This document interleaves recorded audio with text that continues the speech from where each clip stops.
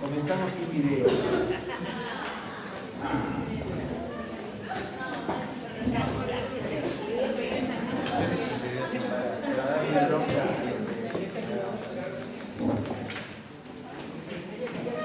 Vieron qué cantidad de videos.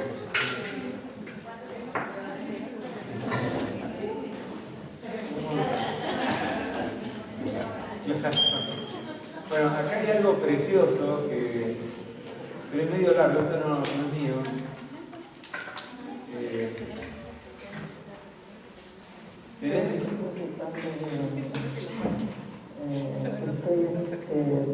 Tratando de poder presentar un libro, poder editar un libro. Sobre, es más filosófico, sobre la vida, sobre las situaciones del individuo en el mundo, sobre la naturaleza, sobre estos temas que van surgiendo en cada día. Bueno, creo en el futuro. Creo que uno siempre tiene proyectos, pero no sé, los proyectos de la vida. Ocupar el tiempo en hacer cosas que uno lo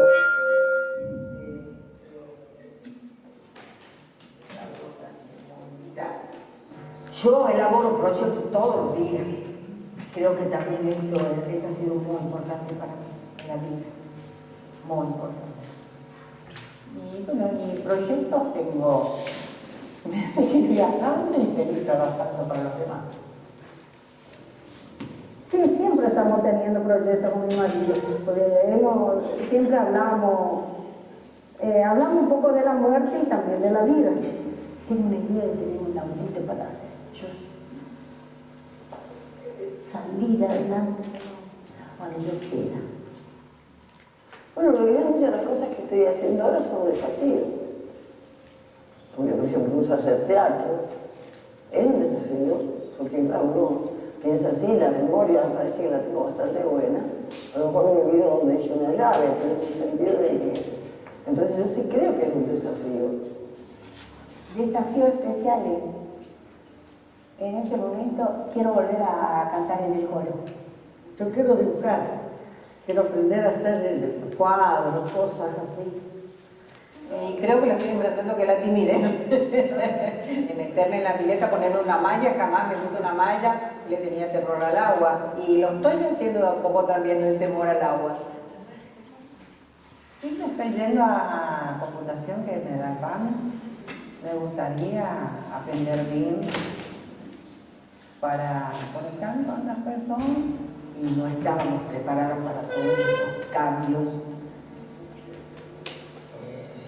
que nos dejan anonadados todos los días y no los podemos comprender con esta evolución en donde estamos metidas en el mundo, en la tecnología que es abrumadora y se nos viene encima y tratamos de cambiarla lo mejor posible y lo más inteligentemente que podemos, y nos tienen que tener paciencia.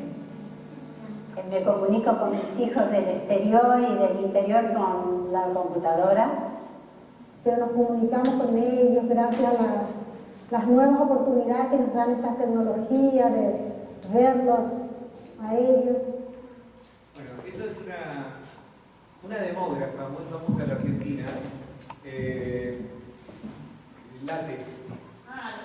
Está Sulman, Frecini de Lattes, que además de hacer un libro de fotografías de mujeres, mostrando la belleza realmente de las mujeres y con un aspecto muy fresco porque las toma desde acá desnudas, entonces da una sensación de frescura y hace esta, que es una es tener proyectos y otra es, no sé, de otro tema, y va así mezclando mujeres de todo, no sé si ustedes captaron que hay distintos tonos, porque son de distintas provincias de nuestro país.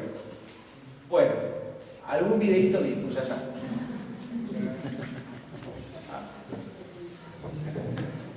Pero digo, me parece que este video sirve para pensar cómo el proyecto empodera, ¿no? Y fíjense que frente a esta mirada casi desoladora de esta mujer que pide téngame paciencia, cómo las otras empiezan a decir, bueno, me metí a la pileta, me metí con la tecnología, ¿no? Y de hecho en Argentina, con la crisis que tuvimos, muchísimos hijos se fueron del país, y uno de los intereses mayúsculos que llevó a que mucha gente quiera utilizar la computadora es para aprender a utilizar el Skype y a utilizar internet. ¿Por qué? Porque querían comunicarse con los hijos.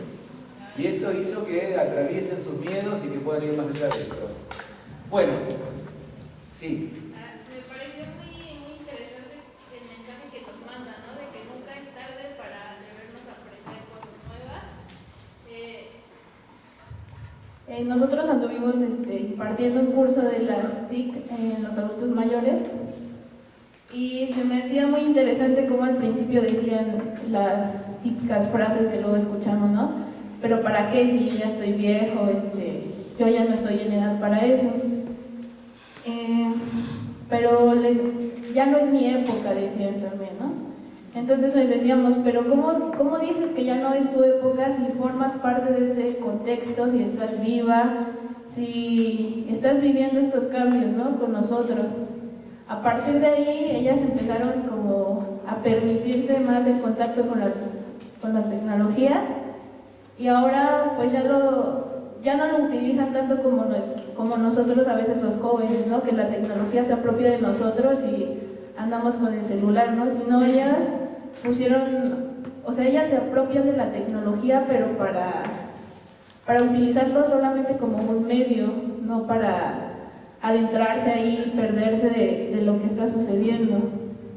Y eso se me hizo muy, muy interesante porque, por ejemplo, ahora en el Facebook o en el WhatsApp, es como que ellas manden sus invitaciones y que digan, creen el evento y que se pongan de acuerdo para hacer reuniones y para salir de lo cotidiano. Facebook ha sido un medio maravilloso para la gente grande, ¿eh? ¿Por qué? Porque es un medio que también tiene que ver con las amistades, con encontrar gente, con algo mucho más claro para utilizar. Entonces, la gente es muy común que hoy tenga Facebook, y de hecho nosotros cuando en vez de armar sitios o blogs, preferimos utilizar un espacio de Facebook porque es mucho más fácil de llegar. Para todo. Yo antes daba mi sitio, hoy prefiero manejarme con Facebook con la gente porque me escucho lo que los otros están haciendo, puedo difundir lo que yo estoy haciendo, nos podemos comunicar, es un medio realmente poderosísimo. Bueno, volviendo al apoyo social, en realidad lo que podemos ver es que la participación organizada aumenta siempre las posibilidades de resolver las problemáticas que una persona tiene, la de tomar decisiones, de poder tener una ayuda cognitiva, afectiva e instrumental que muchas veces se puede perder por pérdidas de redes justamente. Aumentarlas nos permite volver a sentirnos más seguros, volver a encontrar lugares de consulta, lugares de apoyo. Y bueno, básicamente por esto es que las redes, la formación de redes y la participación, que es un tema que creo que siempre tenemos que tener muy en cuenta, incluso estas planos, estas redes. Ustedes saben que recién me consultaron algunos que trabajaban sobre el tema de redes, y una investigación sobre redes me encantó, que había analizado las redes de una ciudad de Córdoba, en Argentina, donde de personas que viven en la calle, y donde la suposición era que no había redes, y en realidad tenían redes muy amplias, donde estaban los profesionales que los ayudaban, la iglesia, algunos familiares, contactos de gente que quizás de un portero, nosotros le decimos portero, no es arquero, el portero de fútbol nosotros decimos arquero, portero sería el encargado de un edificio que les daba algo. Es decir, la gente iba armando redes de muy diversas maneras, y esto le daba un gran apoyo personal. Fíjense, como parte de los efectos del apoyo social, les voy a leer estas investigaciones que son bastante actuales, algunas son más viejas y... ¿Por qué? Porque el efecto del apoyo social no solamente se reduce a tener redes, sino lo que la red concretamente nos da. Y nos da muchas cosas, nos da reconocimiento, nos da valor, nos da un sentido de utilidad. Y fíjense esta línea de investigación que rescato acá, lo que nos dice. El reconocimiento de valor y utilidad social por parte del otro en los adultos mayores mejora el funcionamiento psicológico y de la calidad de vida, así como disminuye el riesgo de mortalidad. Investigación de Eckert, Boss y Lepkov del 1985. Posteriormente en Francia se hace otra investigación que muestra lo siguiente. Las personas que no se sienten útiles tenían mayor probabilidad de quedar discapacitadas. Esta otra de Japón. Las personas de 65 años o más que no se sienten útiles a la sociedad tenían 2 veces más posibilidades de morir en los siguientes 6 años. La otra de Finlandia. Las personas de 75 años y más que se sienten necesitadas por los otros tenían menos probabilidades de morir en los próximos 10 años.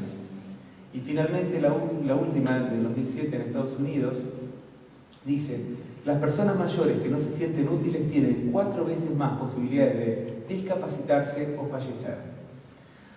Fíjense que estas investigaciones son verdaderamente impactantes. ¿Por qué? Porque lo que nos muestran primero es cómo hemos podido llegar a determinar variables de longevidad o de enfermedad no solamente por vías biológicas, sino por otros fenómenos como lo psicosocial, y en donde concretamente estas distintas formas de apoyo social o de sentirse valioso para el otro, útil, reconocido, fíjense la incidencia que tiene. Creo que cuando uno tiene estos datos, creo que uno tiene que empezar a pensar distinto ciertas realidades, y por eso a veces cuando uno dice, bueno, la actividad en realidad, si no es significativa, si la actividad, cuando la compañera decía, bueno, a través de una actividad que parece simple, sin embargo encontramos una red y nos volvemos a sentir útiles, beneficiosos, fíjense la multiplicidad de efectos positivos que tiene todo esto en un sujeto. Y el control sobre sí mismo. ¿Se acuerdan que decíamos que uno de los fenómenos que podíamos ver como pérdida de poder tenía que ver con la pérdida del control en distintas áreas? Mencionamos incluso la desesperanza aprendida.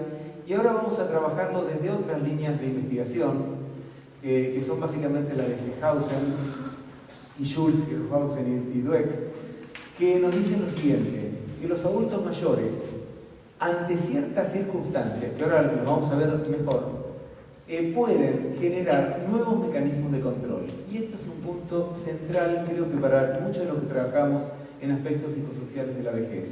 ¿Se acuerdan cuando nosotros hablamos de nuevos lazos narrativos? ¿Qué significa? Poder entender en alguna medida también que cierto control lo podemos ejercer de otra manera sobre nosotros mismos.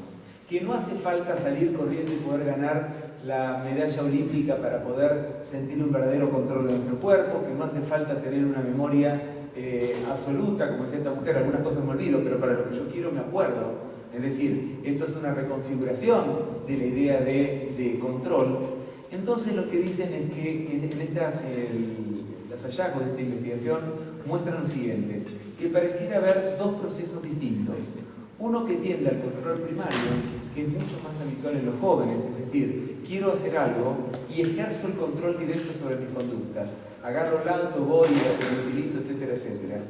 Hay momentos en la vida, como en la vejez, donde quiero agarrar el auto, pero quizás siento que no puedo manejarlo, o quiero agarrar la bicicleta, pero siento que ese día no estoy muy seguro. Es decir, me siento un poco más frágil frente a ciertas conductas que antes tenía un control primario y directo, y lo que dicen es que cuando las cuestiones van bien, cuando el sujeto puede encontrar un camino sobre sí mismo, se produce un control secundario. ¿Qué significa esto? Que puedo modelar los estados cognitivos, puedo decir, bueno, esto ya no lo puedo hacer más, pero puedo hacer lo otro. Es decir, no es que lo puedo hacer más y me resigno y me quedé sin nada. Directamente empiezo a evaluar las cuestiones de otra manera y empiezo a encontrar fines diferentes, pero que pueden llegar a tener el valor de lo que yo realmente quería hacer. Y esto es algo que se incrementa con la edad. Eso lo dicen los hallazgos científicos. Entonces, fíjense, dichas estrategias incluyen el cambio en el nivel de aspiraciones. Ya no voy a hacer lo que hacía, pero puedo hacer cosas interesantes. Negar algunas cosas. Y fíjense que en esto hay en la teoría del afrontamiento, durante mucho tiempo se pensaba que había un afrontamiento positivo y otro negativo. ¿Conocen la teoría de Lazarus? Es una teoría muy fuerte en psicología y que tiene muchísima investigación y se las recomiendo porque es una investigación que nos da muchísima riqueza para poder trabajar con adultos mayores. Entonces lo que decían es que los modos de afrontamiento positivos eran los que eran más activos. Sin embargo, dejaban en los más negativos, por ejemplo, los negativos, concretamente la negación. La negación e incluso ellos dicen en algún momento, cierta recurso a la religiosidad. ¿Por qué? Porque lo veían como un recurso menos racional. Sin embargo, las investigaciones más actuales sobre esta teoría lo que nos muestran es que en los adultos mayores cierta capacidad de negación puede ser positiva. ¿Por qué? Porque a veces no hay posibilidades de otra cosa. Entonces, a veces decir, yo ya no quiero más esto, y poder negarse ciertas cosas, implica que puedo dar un giro en lo que yo quería y puedo encontrar una vía accesoria. O, por ejemplo, cierto recurso a la religiosidad o a la desestima. En realidad dice que cuando yo, por ejemplo, tengo una enfermedad terminal, y acá tenemos una especialista en la temática, a veces no hay muchos más recursos positivos para afrontar. Tengo que aceptarlo simplemente. Entonces, cierta creencia religiosa o espiritual me puede servir ¿para qué? Para darle sentido a lo que no tiene sentido, a lo que ya no puedo hacer más nada. Entonces, cuando me confronto, y esto no es específico a la vejez obviamente, con una situación que ya no tengo más recursos, a veces lo que tengo que hacer es algo que durante mucho tiempo se pensó como irracional, pero donde cierto monto irracionalidad me sirve para sobrellevar la situación. ¿Entiende esto? Entonces, la reinterpretación de las metas, que esto es un punto importante, esto es un punto importante en el cual muchas veces nosotros trabajamos reinterpretando las metas. Es decir, cuando nosotros nos encontramos con esta gente que te dice, no puede ser que yo ya no pueda más esto, a veces nosotros apoyamos a que haya otra meta sustitutiva. Y a veces lo que hacemos con los grupos para mayores es ofrecerle metas sustitutivas frente a cosas que quizás ya no las pueden manejar de la misma manera. Entonces, permite adaptar o acomodar sus propios objetivos, deseos y creencias para ajustarse a la situación presente. Esta sería esta teoría sobre el control.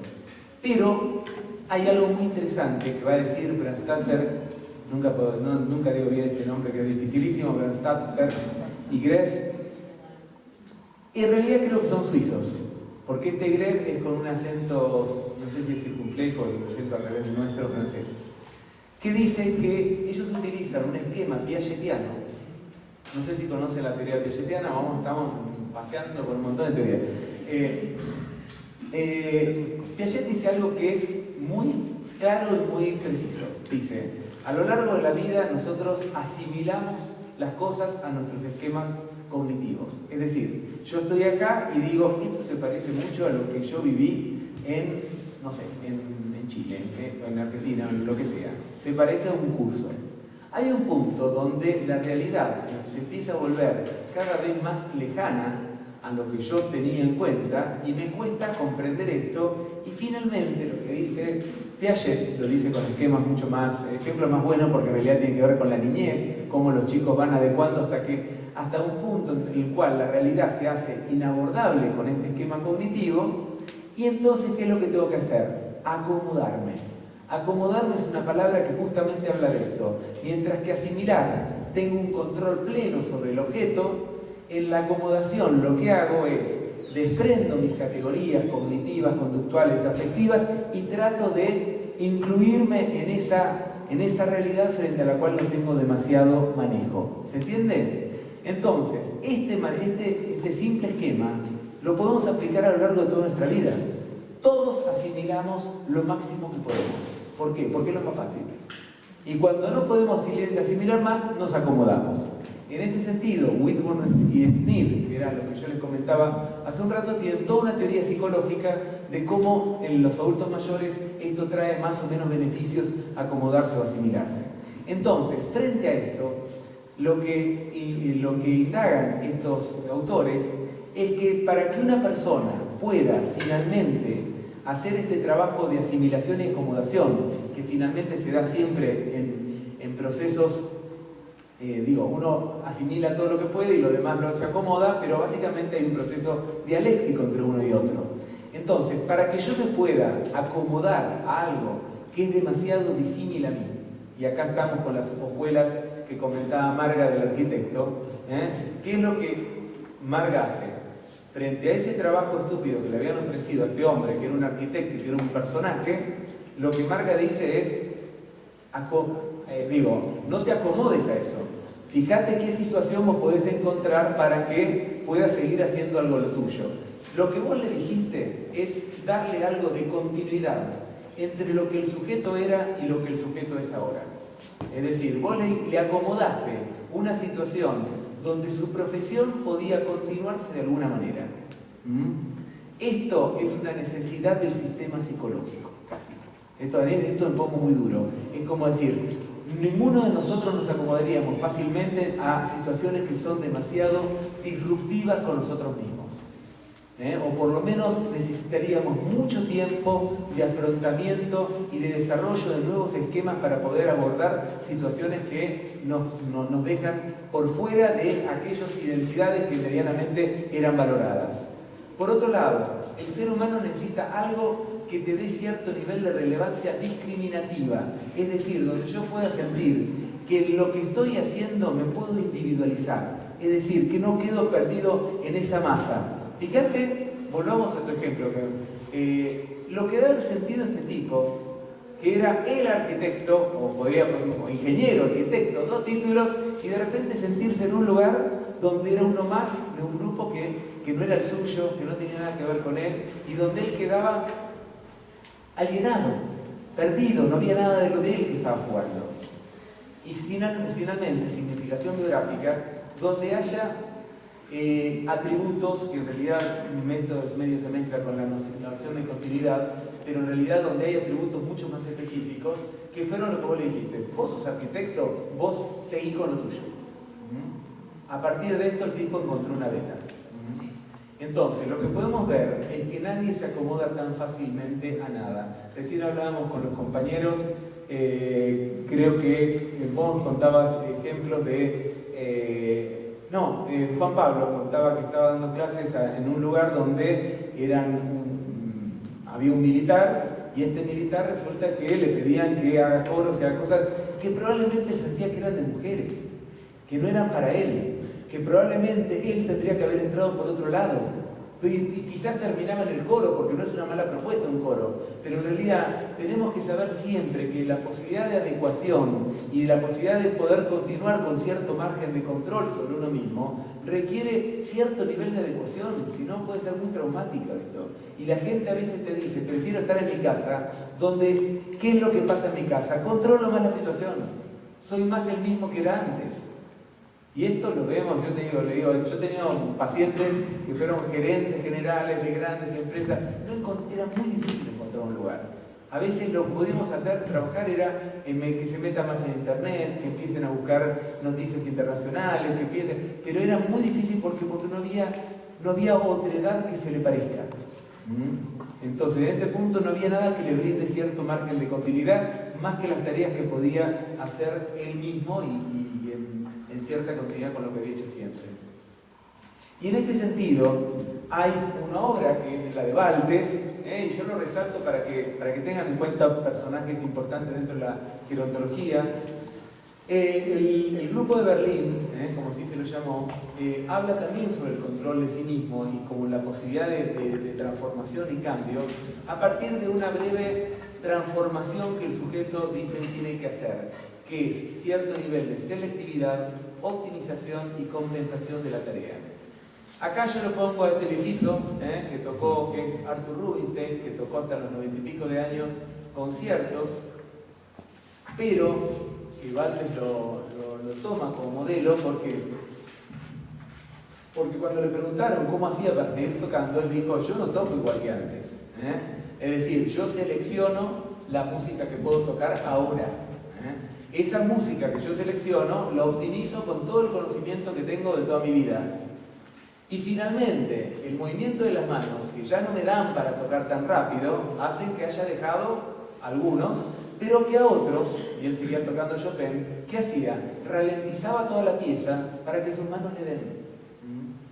Fíjense que este es un breve esquema donde vuelve a aparecer el control sobre sí mismo, un control inteligente, por eso algunos lo asocian con una forma de sabiduría, de la cual vamos a hablar un ratito. Entonces, estas formas me parece que son modelos que en alguna medida permiten que el sujeto siga manteniendo cierto grado de empoderamiento. ¿Por qué? Porque la otra es la salida al modo de Greta Garbo. ¿Conocen a Greta Garbo? Aquí hay muchos que la deben conocer mucho y otros nada. Greta Garbo fue la mujer más bella del mundo, ¿no? Y cuando llegó a los 30 y pico de años y sabía que ya se le venía alguna otra más linda que ella, ¿qué hizo? Que nadie compita con ella. Se retiró y hace un tiempo que tuve que hacer un trabajo para actores, fui a buscar a ver qué había pasado. Bueno, tuvo una vida de depresión esta mujer. Una vida de depresión, ¿por qué? Porque el haberse quedado con este recuerdo intangible de ella como la mujer más linda del mundo no le servía en lo cotidiano. Es decir, la memoria nos sirve en parte, pero no nos sirve tanto. Y esto es un peligro, ¿por qué? Porque si este hombre lo que hizo fue decir, disminuyo en algo, pero acreciento en otra cosa. Es una medida excelente de sabiduría. Sabiduría, ¿qué diferencia hay con inteligencia? Que no es que una persona inteligente puede llegar a conclusiones maravillosas.